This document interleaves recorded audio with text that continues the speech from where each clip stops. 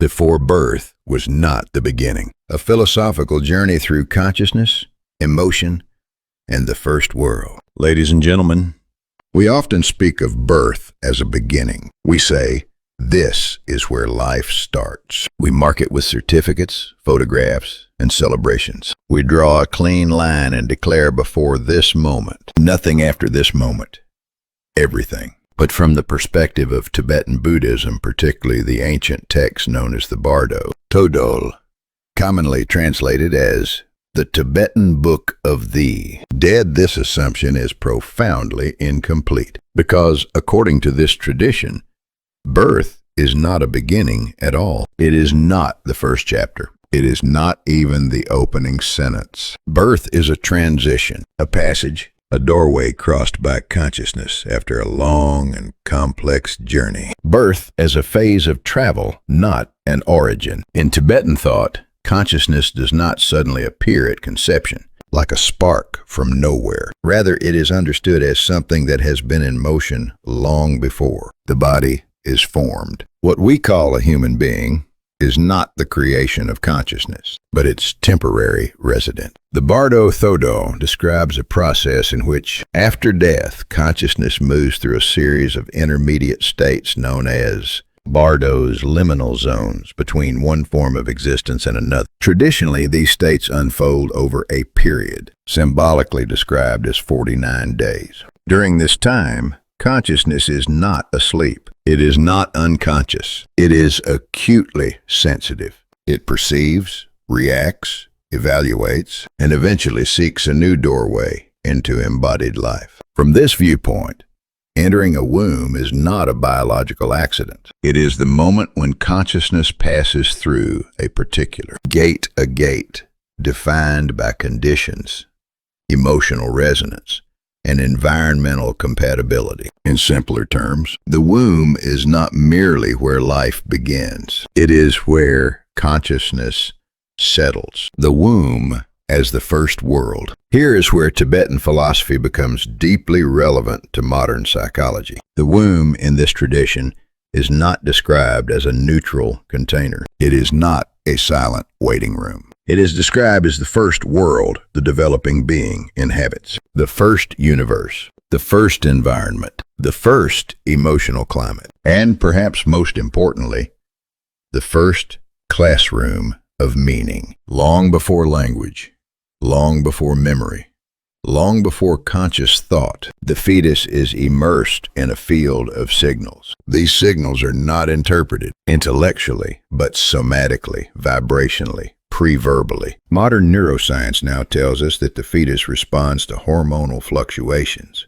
changes in heart rate, stress chemistry, and nervous system activation. Tibetan philosophy arrived at this insight centuries earlier, but framed it in the language of consciousness rather than biology. From this perspective, the mother's emotional life does not merely surround the fetus. It constitutes the fetus's reality, temperament, fate, or formation. In the modern West, we often say things like, personality is genetic. Temperament is inherited. Some children are simply born anxious or calm. Tibetan thought does not entirely reject this, but it adds a crucial distinction. It suggests that the seeds of temperament may be carried from previous states of existence, but whether those seeds open or remain dormant depends profoundly on the emotional environment of gestation. In other words, inheritance provides potential. The womb determines expression. This is why Tibetan teachings place extraordinary emphasis on the emotional state of the mother, not as a moral burden, but as an ontological reality. Because for the fetus, emotion is not an abstraction. It is architecture. Now, let us enter the first world. To understand this more clearly, I would like to shift the narrative perspective. What follows is not a scientific report. It is not a doctrinal sermon. It is a first-person account, told from the perspective of consciousness itself. A consciousness in the process of settling into its first world, the world of maternal anxiety, shadows, tremors, and invisible winds. I awaken in darkness, not a darkness that is cold or warm, but a vast grayness without edges. I do not yet have eyes, but I perceive. Something in this world is always moving. At first, the movement feels natural, like a gentle current, but gradually the rhythm begins to change. There are sudden jolts, irregular pulses, moments when the world trembles without warning. Only later do I understand. This trembling is anxiety. Anxiety as flickering shadows. When anxiety arises in my mother, it does not arrive as a thought. It arrives as shadows. Across the dark interior of my world, shapes flicker, appearing suddenly, vanishing just as quickly. They have no substance, yet they disturb the entire field. These shadows are not threats. They are not dangers. They are unfinished thoughts racing through my mother's mind. Each anxious thought accelerates her heartbeat, shallows her breath, tightens her muscles. To me, these physiological shifts translate into motion, as if shadows are darting through space. And I wonder, why does the world not remain still?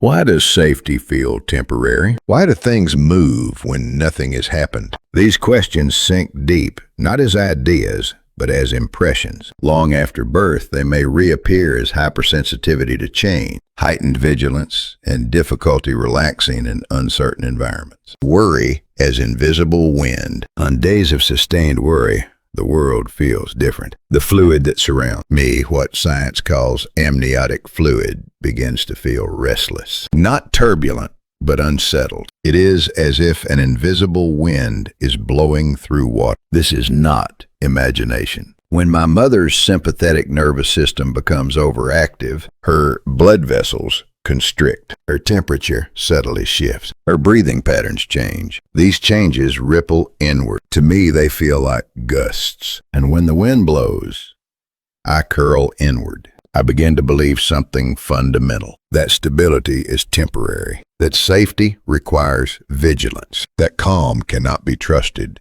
to last. This belief does not come with words. It becomes structure. When the door between worlds begins to shake, Tibetan teachings speak of a delicate process during gestation, the gradual anchoring of consciousness into physical form. Before this anchoring is complete, the connection between consciousness and body is described as a doorway, a gate that can feel stable or unstable. When anxiety intensifies, this doorway trembles. I feel it as uncertainty. Is this the right world? Is this place safe enough to stay? Have I chosen correctly? These are not philosophical questions. They are existential vibrations. If repeated often enough, they carve grooves into awareness. Grooves that later express themselves as fear of change, difficulty adapting, and a persistent sense of unease without clear cause. Small worries, seismic effect. To adults, worries are thoughts. To me, they are earthquakes. Financial stress, relational conflict, exhaustion, fear of the future. Each one alters breathing, hormones, muscle tone. Each one reshapes my environment. The chain is simple. Thought becomes physiology. Physiology becomes vibration. Vibration becomes world. And the longer I remain in a world defined by instability, the more I learn a single lesson. Existence requires constant readiness. This is the root of temperament. In the next stage of this lecture, we will explore how different emotional climates, calm, resentment, joy, suppressed, grief, each construct radically different first worlds, and how these worlds echo across an entire lifetime. And as always, if you wish to continue this deeper exploration into consciousness, psychology, and the unseen architecture of human character, your subscription and engagement make this work possible. Now, let us proceed further into the first world, when sensitivity is not a flaw. The second world and the birth of the hyper-perceiver. In the previous part of this journey, we entered what Tibetan philosophy would call the first world, a world shaped not by objects or language, but by vibration, rhythm, and emotional climate. There we saw how repeated maternal anxiety constructs a universe of instability, and how consciousness long before birth learns whether the world can be trusted. Now we move further, because when instability is not occasional, but repetitive, consciousness adapts. An adaptation in its most primitive form is called sensitivity. When repeated anxiety creates the hyper-perceive. One day something became clear to me. I am reacting to sounds that are barely there. I flinch at movements that others would never notice. The world does not allow me even a moment of stillness. This realization did not arise from thought. It arose from repetition. It was not something I created. It was something the world trained me to become. When a mother's anxiety repeatedly shakes the fetal environment, without rhythm, without predictability, the developing consciousness learns a simple rule. Detect first, understand later. In neuroscience, we might call this heightened sensory gating. In psychology, hypervigilance. In Tibetan philosophy, something closer to a consciousness, sharpened by instability. This sensitivity does not disappear at birth. It survives. The child startles easily, reacts strongly to changes in environment, quickly notices shifts in tone, mood, and emotional temperature, shows lower autonomic stability and higher anxiety sensitivity. And inevitably, the child hears words like, "You're too sensitive. Why are you overreacting?" It's not a big deal. But what appears as overreaction is in truth history. A history written long before language, by a consciousness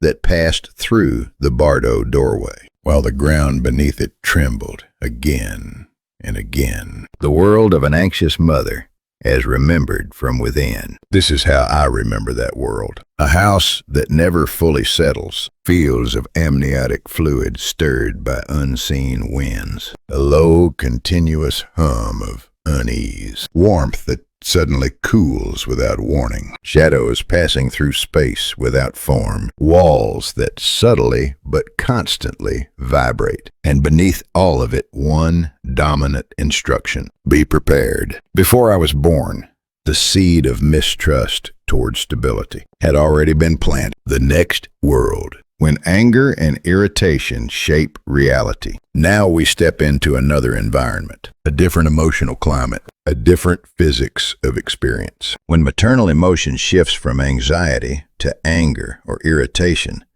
the fetal world does not merely shake. It heats, a world that can suddenly burn. I am still small, but by now I understand something essential about existence. The world can be cold, the world can be warm, and sometimes the world becomes dangerously hot. That heat is not metaphorical. When my mother's anger ignites, her sympathetic nervous system activates explosively. Blood pressure rises, body temperature increases, muscle tension spikes. To me, this does not feel like emotion. It feels like catastrophe. The entire world reddens, the environment surges, and I find myself at the center of something volcanic. Anger is a volcanic eruption within the amniotic world. The moment irritation flashes through her system, my world heats abruptly, not as fire, but as a sudden global rise in environmental intensity. I curl inward instinctively. Walls tighten.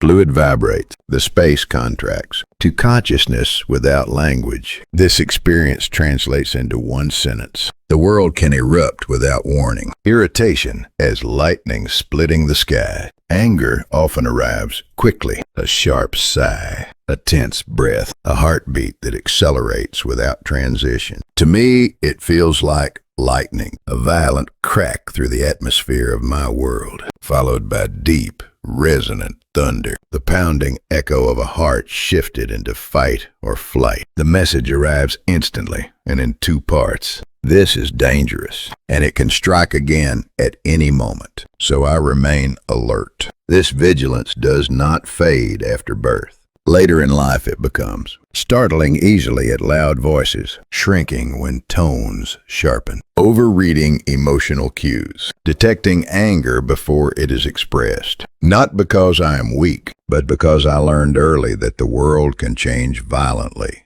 in an instant.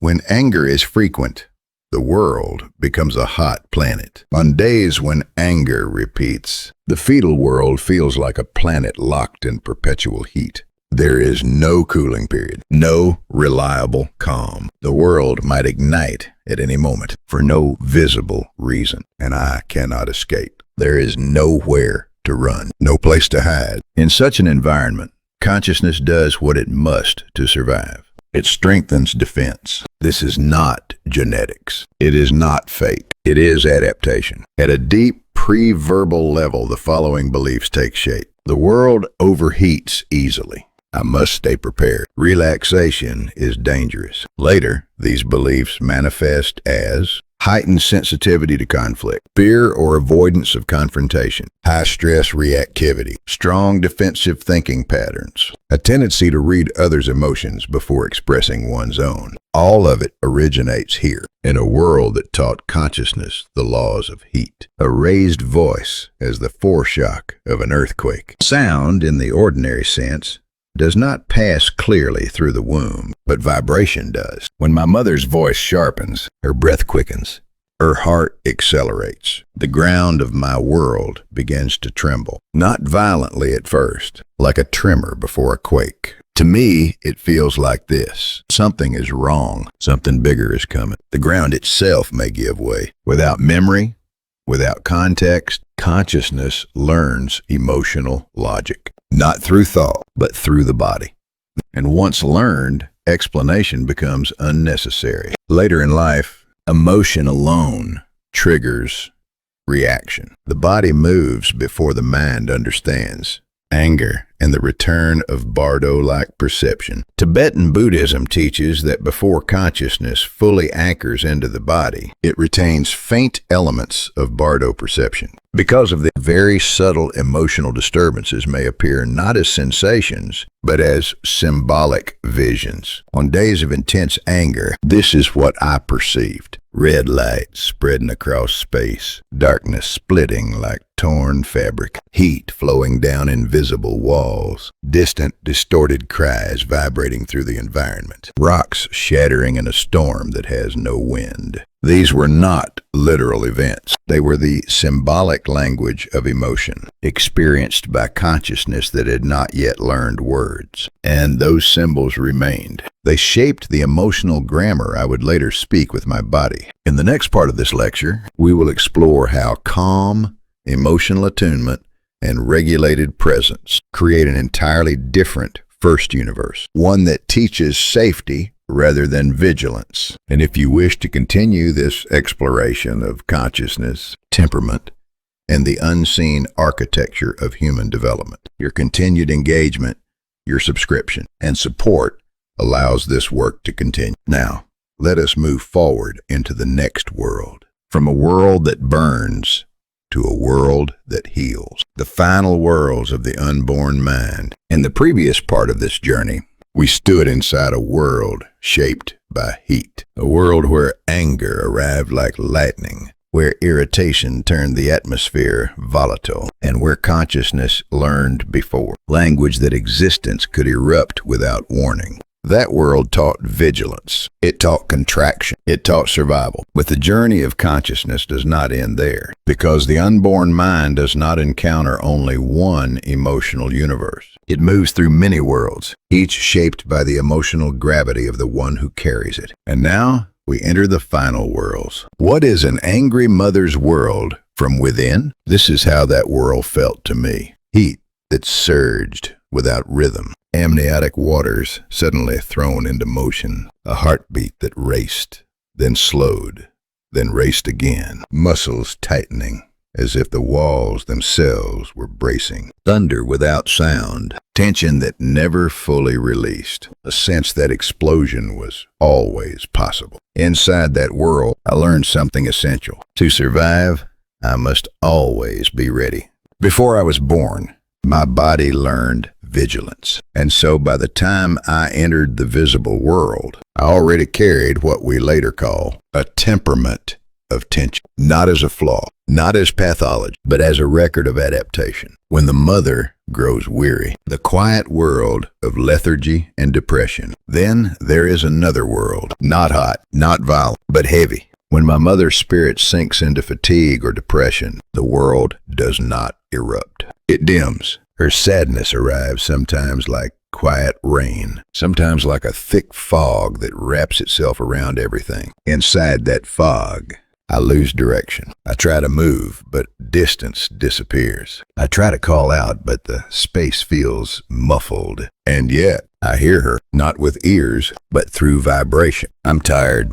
It's too much. I don't have the strength. The world is still unseen, but her emotions are unmistakable. They arrive as color, as temperature, as slow, sinking waves. And then I understand something profound. Her weariness is not the absence of love. It is the weight of the world resting too heavily on her shoulders. She is not rejecting life. She is resting her wings, so I draw closer to her heart. I align myself with her rhythm, and without words, I whisper back through presence alone. I am here. I chose this place. You do not carry this alone. Even before speech, existence itself becomes reassurance. Tears is rain, not destruction. When she cries, those tears fall into my world like gentle rain. They do not dissolve me. They do not break me. They nourish. Through her sadness, I learned that sorrow is not the enemy of life. It is one of its currents. I learned early that the world is not always bright, and that this too belongs to reality. Her quiet sorrow shapes me slowly. I become a watcher, a listener, a child who notices subtle shifts, who does not turn away from pain, who understands trembling without being told. The seeds of empathy are planted here, deep in the soil of her unspoken grief. And one day, when her eyes find a small smile again, I will recognize its value more deeply than most. The world of stability, where the first trust is born. Now we arrive somewhere else entirely, a world not defined by reaction, but by rhythm. When my mother is emotionally stable, I feel like a small boat resting on a wide, still lake. The water holds me. The surface reflects light gently. Nothing rushes. For the first time, I learn what it means to feel safe, without effort. This sensation becomes my first belief. The world is okay. Her heart beats with steady regularity. Her breath flows without urgency. That rhythm becomes music. Thump, thump, thump. It is my first lullaby. My first prayer. Through it, I began to trust that existence is not cruel by default, that it may in fact be worth entering. This trust settles deep into my nervous system, far below conscious thought, learning the rhythm of life. Each time she rests, each time she smiles, each time she breathes fully, I learn, oh, this is how life moves. This is how calm sustains growth. In her stability, I absorb balance, regularity, equilibrium. When she sips tea and exhales gently, that ease flows directly into me. When she walks slowly, the steadiness of her movement carries me without turbulence, and I realize this world is welcoming. I am being protected. These impressions do not fade. Later in life, they become the inner ground that allows me to endure stress, form relationships, and face unfamiliar worlds without collapse. Because somewhere, long before memory, my body learned calm. When the mother feels love, the world becomes light. And then there is the most luminous world of all. When my mother feels love, my entire being is wrapped in warmth. This is not merely comfort. This is blessing. When she smiles while thinking of someone, that affection becomes vibration, warmth, softness, gentleness, joy. When she feels loved, when she cherishes another, when she believes, if only briefly, I am valuable. That belief becomes my foundation. Before birth, I learn what love feels like as a frequency. That frequency rounds me. It softens my nervous system, enriches my emotional range, paints my inner world with a background color of trust. When she says thank you, when she embraces another, when she holds herself with kindness, those gestures flow into my blood. Love becomes my first language, and from it I carry a worldview. There is love in this world. People can be light for one another. I too can offer warmth. Her love does more than shape biology. It builds the skeleton of the soul. What she feels does not remain hers alone. It becomes me. The final message from the unborn. I am still small. I cannot speak. I cannot be seen. But I am learning, always learning. When you are anxious, I meet the world through shadows. When you are angry, I learn fire. When you are sad, I hear rain. When you are calm, I learn silence. When you feel love, I meet light. Your day becomes my first chapter. So please, do not strive for perfection. What matters is not flawlessness, but the wish to protect, the intention to love. That alone is enough. I am growing in your world, being shaped by your heart, learning life through your emotion, and preparing to step into the visible world. Mother, I am already your child. I am breathing within your love. And even now, I am telling you this. I am okay. You are okay. We will learn together. Thank you for walking this journey with me. What you have heard today is not fantasy. It is a philosophy of life at its very beginning. If you wish to continue exploring the deep connections between emotion, consciousness, and human becoming through Tibetan wisdom, spirituality, and psychology, please subscribe and support this work. Your attention makes the next story possible. Thank you.